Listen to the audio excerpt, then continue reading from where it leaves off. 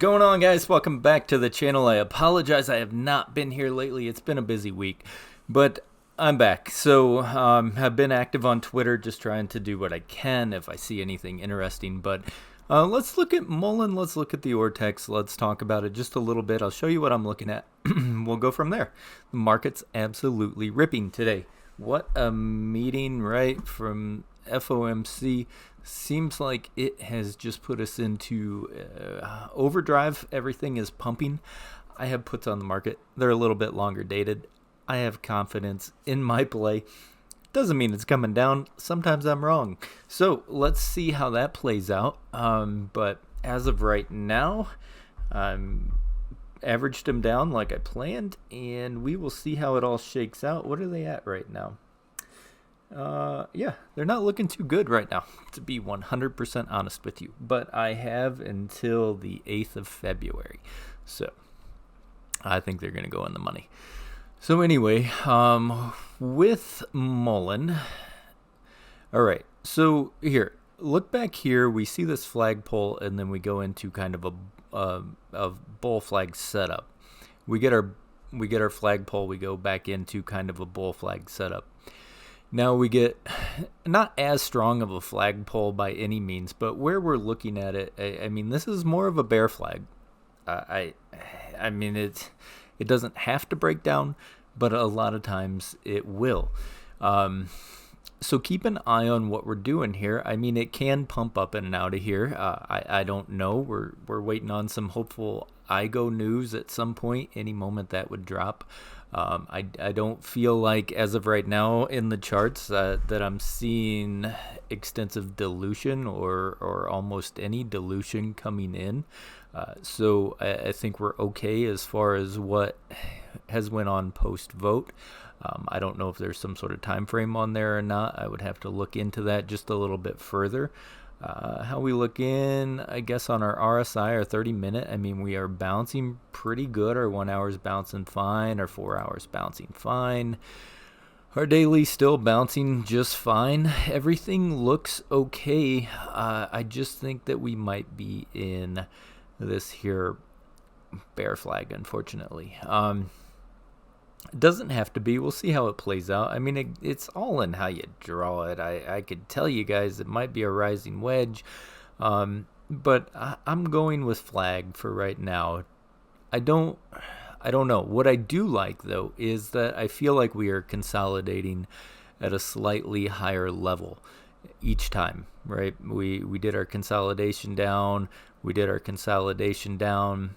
We did our consolidation down.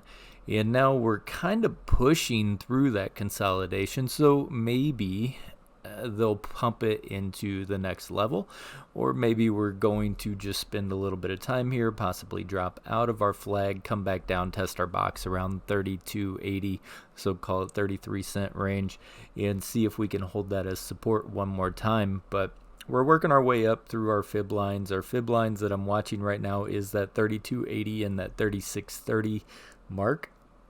I think if we get above that 36.30 mark with the next flagpole, I really want to see us push our way up into there, start consolidating up here in between 36 and 42 cents. That would be a fun channel to be in. Get us a little bit closer to some of those options, you know, at the 50 cents, and then be able to get a little bit of gamma action to pull us up and in the right direction. So I think as long as dilution continues to appear to not be obvious in the charts, and money is continuing to push this, then we're going to keep an eye on it and see how it wants to play out. I don't know.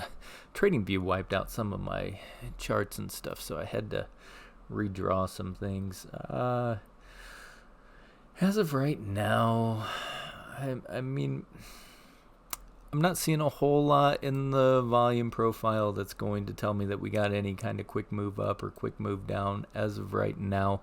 But I do see us trending pretty nicely. So if you've been following it, you know, obviously you can make your trades top of line, bottom of line. Just watch and see if you get a confirmed breakout or a breakdown either direction as far as that goes.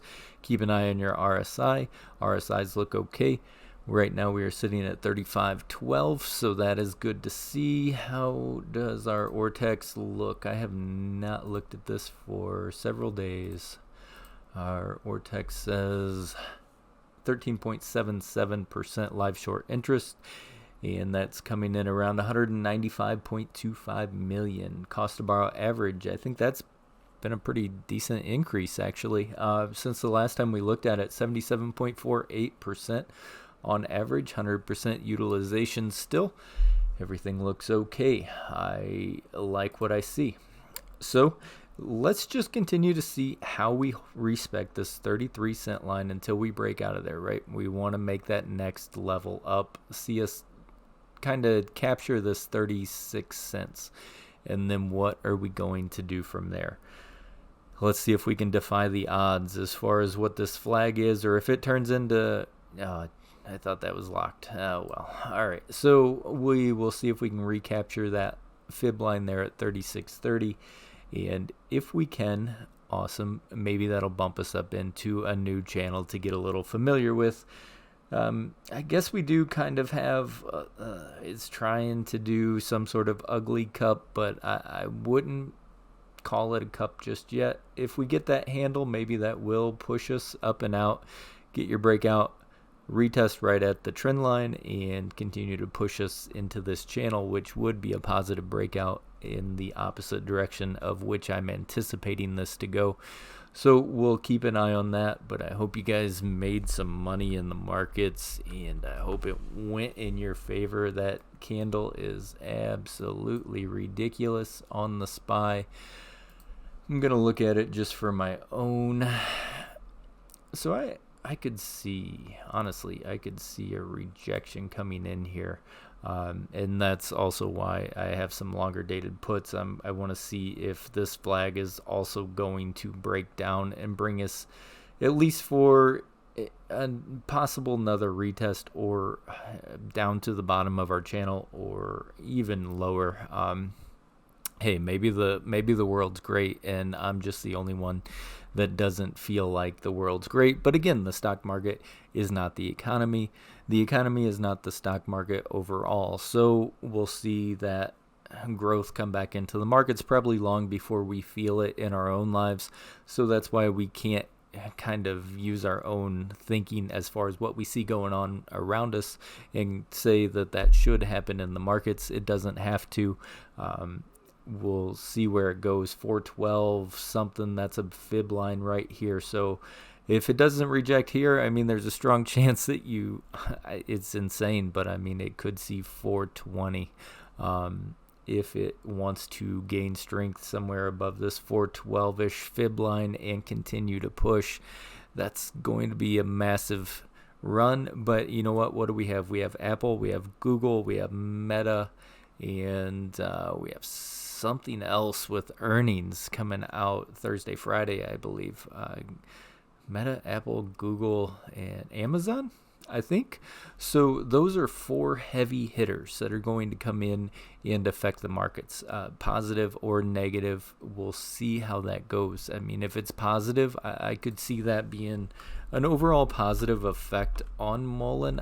I know sometimes we've been thinking that there might be a little bit of reverse correlation with the markets, but at some point when the markets are running good, running hot, and everything starts to pump, then I would like to think that, muln would be able to take advantage of that, because we'll have our other EVs that are going to be taking advantage of the markets pumping and not going to have to worry about a reverse correlation. So, I mean, the markets have been pumping for days. Muln has still been doing a gradual incline up. So, again, I don't believe that it is opposite of the market. I do think that muln's kind of doing its own thing, and we're just waiting on some nice news to drop.